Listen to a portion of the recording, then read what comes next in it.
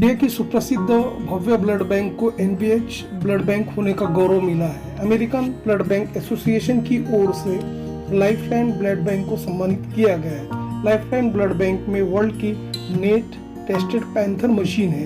Blood bank चलाना एक सामाजिक दायित्व है जो पेशेंट को जीवन दान देता है। ब्लड बैंक ऑर्गेनाइजर और डोनर्स ब्लड बैंक में मदद करते हैं। रक्तदान सभी दानों में सर्वश्रेष्ठ माना गया है। होता है नेट टेस्टेड ब्लड, क्यों होती है मरीजों को इसकी जरूरत, आइए जानते हैं प्रसिद्ध लाइफलाइन ब्लड बैंक के संचालक डॉक्टर हरीश वर्वे से एक खास मुलाकात में। दर्शकों, इस वक्त हमारे समक्ष है लाइफलाइन ब्लड बैंक के संचालक doctor Harish Varve sir. Sir, हम आपसे ये जानना चाहेंगे कि जो अभी सिकल्स ग्रस्त जो रोगी उनको जो ब्लड दिया जा रहा, ब्लड सप्लाई हो रहा ब्लड बैंक के मार्फत, तो कुछ ऐसी शिकायतें मिल रही कि वो ब्लड एक तरह से दूषित है, संसर्गजन्य है, इन्फेक्टेड है, तो उस संदर्भ में आपका क्या खुलासा है? बेसिकली जितने भी ब्लड बैंक्स हैं उनकी तरफ से थैलेसीमिया बच्चे हैं या सिकल सेल बच्चे हैं उनको रेगुलरली फ्री ब्लड अवेलेबल करके दिया जाता है। उनको टोटल फ्री ब्लड दिया जाता है। और गवर्नमेंट की तरफ से जो मैंडेटरी टेस्ट है, लाइक HIV है, एड्स वाली टेस्ट, हेपेटाइटिस बी है, हेपेटाइटिस सी है, मलेरिया, सिफिलिस है, ब्लड ग्रुपिंग एंटीबॉडी, ये सभी टेस्ट करना बहुत मैंडेटरी है। और जो कुछ भी ड्रग एंड कॉस्मेटिक एक्ट के हिसाब से जो टेस्ट करना पड़ता है वो हर ब्लड बैंक करती ही है। लेकिन जो government approved antigen antibody test या इसको जिसको हम बोलते हैं कि सीरोलॉजिकल इन्फेक्शन स्क्रीनिंग टेस्ट, ये करने के बाद जो निगेटिव है, जो पॉजिटिव आई उसको तो फेंक दिया जाता है, लेकिन जो निगेटिव आए उनको पेशेंट को अपन डिस्ट्रीब्यूट कर सकते हैं। लेकिन ये टेस्ट करने के बाद भी आप अगर पूछोगे क्या ये ब्लड 100% सेफ होता है, तो इसका जवाब है क्लियरली नो।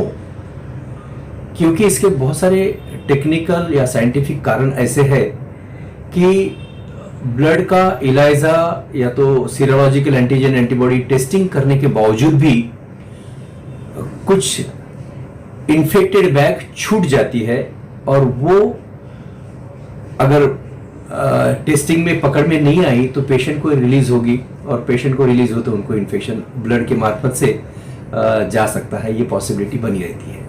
सर, आपको ये भी बताते चले कि जो इन्फेक्टेड ब्लड कुछ पेशेंट्स ने, जो सिकल जो पेशेंट्स से रोगियों ने जो लिया था, उसमें से कुछ HIV पॉजिटिव भी हुए हैं, तो क्या मेरा पैरामीटर्स होना चाहिए, उस बारे में बताइए। बेसिकली जो मैंडेटरी टेस्ट है, जो इलाइजा, जो गवर्नमेंट अप्रूव्ड टेस्ट है, इलाइजा या तो केमिलोब्रेसेंस, उससे टेस्ट करने के बावजूद भी कुछ जैसे कि विंडो पीरियड आपको बताऊं कि आज अगर मुझे इन्फेक्शन हुआ तो वो टेस्ट, इलाइजा टेस्ट पॉजिटिव होने के लिए कुछ हफ्ते या कुछ महीने लगते हैं। अगर इस दरमियान अगर डोनर ने अगर ब्लड दिया तो टेस्ट निगेटिव रहेगी, पेशेंट को इन्फेक्शन जाएगा। अभी तक तो इसके ऊपर कोई इलाज नहीं था, लेकिन जो अभी लेटेस्ट टेक्नोलॉजी जैसे कि NAT है, न्यूक्लिक एसिड टेस्ट जिसको बोलते हैं अपन, जिसमें वायरस के जीन्स पकड़े जाते हैं, वो अगर टेस्ट अगर करते हैं तो लेकिन ये जो इन्फेक्शन मिस होने के चांसेस रहते विंडो पीरियड के दरमियान, वो पकड़ में आ सकते हैं और वो करीब 100% सेफ ब्लड पेशेंट को दिया जा सकता है। लेकिन ये टेस्ट कायदे से मैंडेटरी नहीं है, कंपलसरी करना नहीं है, और ये बहुत महंगी टेस्ट है। मुझे पर्सनली ऐसा लगता है कि गवर्नमेंट ने इसके लिए कुछ ना कुछ इनिशिएटिव लेना चाहिए, और ये जो NAT टेस्टिंग का ब्लड जो रेगुलर रेसिपिएंट्स है, पेशेंट्स है, थैलेसीमिया के बच्चे हैं, सिकल सेल के बच्चे हैं, उनको उनकी तरफ से कुछ फंडिंग होके उनको NAT टेस्टेड ब्लड मिलने की अरेंजमेंट होना चाहिए। सर, जब बात की जाए तो आपका जो पर्टिकुलरली ब्लड बैंक जो है, लाइफलाइन ब्लड बैंक है, काफी चर्चित और सुप्रसिद्ध है आपका ब्लड बैंक। इसमें आप हर तरह के पैरामीटर्स को भी फॉलो करते हैं। इसके अलावा आप ये बताइए कि किस तरह का एडवांस स्पेशलाइजेशन अपने ब्लड बैंक में है, उस बारे में बताइए। बेसिकली अपनी जो लाइफलाइन ब्लड बैंक है सेंट्रल इंडिया की एक प्रमुख ब्लड बैंक है, एक लार्जेस्ट ब्लड बैंक है, मोस्ट हाईटेक ब्लड बैंक है, जिसमें अपन NABH एक्रेडिटेड है काफ़ी पिछले 10 साल से, और अभी रिसेंटली एक इंटरनेशनल क्वालिटी सर्टिफिकेशन जो रहता है वो भी लाइफलाइन को मिला है, AABB यानी American association of blood bank की तरफ से। ये एक इंडिया में 5वीं ब्लड बैंक है जिसको ये एक प्रेस्टिजियस क्वालिटी सर्टिफिकेशन मिला है। इसके साथ में जो अपन हाईटेक टेक्नोलॉजी जो ब्लड बैंक में यहाँ पे यूज करते हैं, उसमें जो वर्ल्ड की बेस्ट नेट मशीन है, पैंथर जिसको बोलते हैं, जो आईडीनेट है, वो इंडिया की पहली मशीन अपनी लाइफलाइन में इंस्टॉल की गई है। आज तक अभी तक इंडिया में इस टाइप की सिर्फ 13 या 14 सेंटर में ही इस टाइप की हाईटेक मशीन अवेलेबल है। तो इसके थ्रू जो आईडीनेट टेस्टेड जो ब्लड मिलता है वो सेफेस्ट ब्लड वर्ल्ड का माना जाता है। इसमें क्या होता है, आईडीनेट यानी इंडिविजुअल डोनर नेट टेस्टिंग, जिसमें एक एक डोनर की एक एक नेट टेस्ट की जाती है। और दूसरा एक मेथड है जिसको एमपी नेट टेस्टिंग बोलते हैं, मिनी पूल नेट टेस्टिंग बोलते हैं, जिसमें क्या होता है 6 डोनर का ब्लड सैंपल एक जगह मिक्स किया जाता है और वो मिक्स से या तो वो मिनी पूल से एक नेट टेस्ट की जाती है। तो उसमें डाइल्यूशन होने के कारण, ब्लड का डाइल्यूशन होने के कारण कुछ इन्फेक्टेड बैग मिस होने के चांसेस होते हैं। और एक होमब्रू नेट होती है, तो जिसमें जो स्टैंडर्डाइजेशन होना चाहिए, जो क्वालिटी चेक होना चाहिए कंपनी की तरफ से, उतना अप्रोप्रिएट या उतना स्टैंडर्ड वो क्वालिटी लेवल का नहीं होता है। तो इंटरनेशनली अगर देखेंगे तो ग्रिफॉल्स कंपनी की जो आईडीनेट है वो बेस्ट सॉल्यूशन माना जाता है, जो लाइफलाइन में पूरे सेंट्रल इंडिया में लाइफलाइन में अवेलेबल है। विदर्भ और इंटरस्टेट के दर्शक आपको लाइव देख रहे हैं। डॉक्टर हरीश सर, आप ये भी बताइए कि जैसे कि आपने जो स्पेशलाइजेशन की बात की है, जो पूरा अपना टेक्निकल स्पेसिफिकेशन को ध्यान में रखते हुए आप लोग सेफ ब्लड डोनेट करते हैं या अपना फ्री चैरिटी में भी चलाते हैं, तो ऐसे कुछ ऑर्गेनाइजेशन जिनके मन में एक इल्यूजन होता है कि मतलब यहाँ से दूषित रक्त ये हो रहा है, तो ऐसे जो ऑर्गेनाइजेशन जिनको टेक्निकल स्पेसिफिकेशन कुछ आइडिया नहीं रहती, अननेसेसरी हैवॉक क्रिएट करते, ऐसे तत्वों को आप क्या एक मैसेज दोगे? मुझे ऐसा लगता है कि ब्लड बैंक चलाना एक बहुत सामाजिक दायित्व है और वो दायित्व बहुत ही सीरियसली हर ब्लड बैंक ने निभाना चाहिए।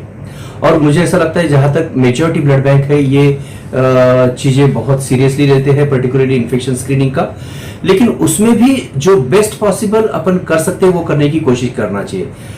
लॉ के हिसाब से उन्होंने मिनिमम स्टैंडर्ड तो अप्रूव करके रखा है कि ये इतना होना ही चाहिए, लेकिन क्या पेशेंट की जान उससे बेटर टेक्नोलॉजी एडॉप्ट करके क्या अपन बचा सकते हैं? क्या उनको और ज्यादा सेफ ब्लड दे सकते हैं? क्या सेफेस्ट पॉसिबल, क्या अवेलेबल वर्ल्ड स्टैंडर्ड क्या है, वो अगर अपन ने अडॉप्ट करते हैं, वो टेक्नोलॉजी अगर अपने ब्लड बैंक में लाते हैं, तो मुझे लगता है कि बहुत सारे लोगों की जो जान ऐसे किस्सों के कारण, इन्फेक्टेड ब्लड मिलने के कारण उनकी जिंदगी बर्बाद हो सकती है, उनको डेफिनेटली बचाया जा सकता है। और जो उसको बचाने का कार्य एक बहुत बड़ा दायित्व ब्लड बैंक की तरफ है।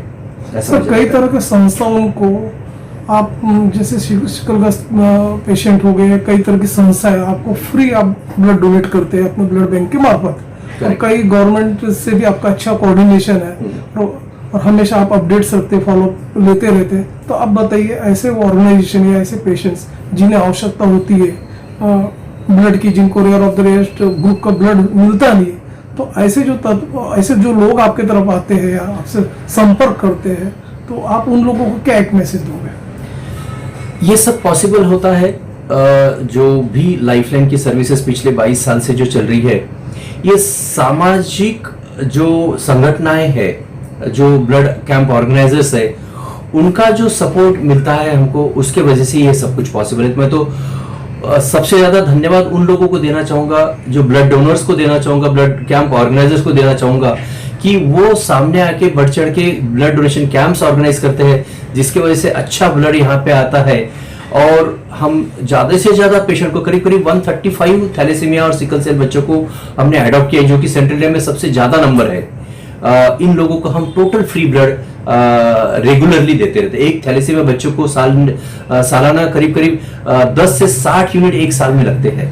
तो ऐसे 135 लोगों को ब्लड देना टोटली फ्री, ये एक बहुत बड़ा चैलेंज होता है।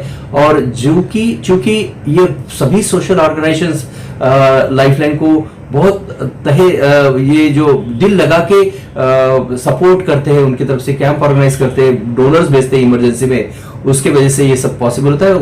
ये पूरा जो सर्विस मिलने का जो श्रेय है, मुझे लगता है कि मैं सभी ब्लड डोनर्स और कैंप ऑर्गेनाइजर्स को देना चाहूंगा। सर 2 इयर्स कोरोना पैंडेमिक था, तो देखा गया था समर भी आ गया, स्कूल भी बंद थी, टोटल ब्लड कलेक्शन पूरा रुक गया था। तो अब किस तरह का सीनियर हो, उस बारे में बताइए। ये तो सही है कि कोरोना के दरमियान ब्लड कैंप्स ऑर्गेनाइज नहीं होते थे, और लोगों में एक डर था इसके लिए, जो कैंप होने के बावजूद भी लोग बहुत कम आते थे। आज की तारीख में लेकिन वो प्री कोरोना परिस्थिति करीब करीब नॉर्मलाइज होते आ रही है।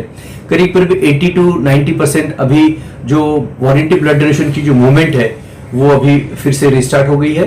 फिर भी जितनी जरूरत है हमको पेशेंट को देने की, उसमें कहीं ना कहीं गैप है।